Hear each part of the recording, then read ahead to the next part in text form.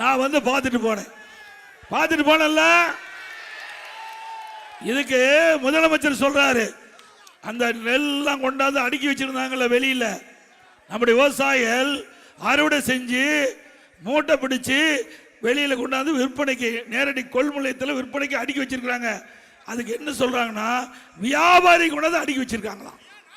வியாபாரிகள் கொண்டாந்து அடுக்கி வச்சிருக்காங்களாம்.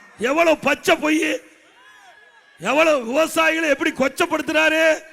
விவசாயிகள் கஷ்டப்பட்டு உழைத்து அவர் ரத்தத்தை வேர்வையா மண்ணிலே சிந்தி இந்த நெல்மணிகளை உற்பத்தி செஞ்சு விற்பனை கொண்டாந்து வச்சிருந்தா இதற்கு தீர்வு காணத்துக்கு வக்கு இல்லை. ஆனா இவரெல்லாம் வியாபாரி.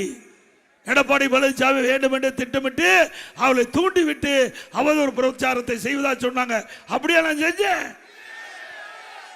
இன்றைக்கு திருவாரூர் மாவட்டம், தஞ்சாவூர் மாவட்டம், மயிலாடுதுறை மாவட்டம், நாகப்பட்டினம் மாவட்டம் விவசாயிகளை சந்தித்து அவருடைய குறைகளை கேட்டு அந்த நெல்மணிகள்லாம் முளைச்சு போச்சு. அவருக்கு அந்த கஷ்டம் அவருக்கு தாங்க தெரியும். உழைத்தவனுக்கு தான் அந்த கஷ்டம் தெரியும்.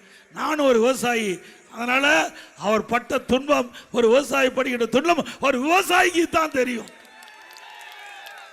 ஆனா இப்படிப்பட்ட முதலமைச்சருக்கு தெரியறதுக்கு வாய்ப்பு இல்லை.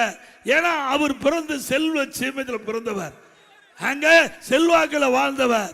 ஏழை என்றால் ஒன்றும் தெரியாது.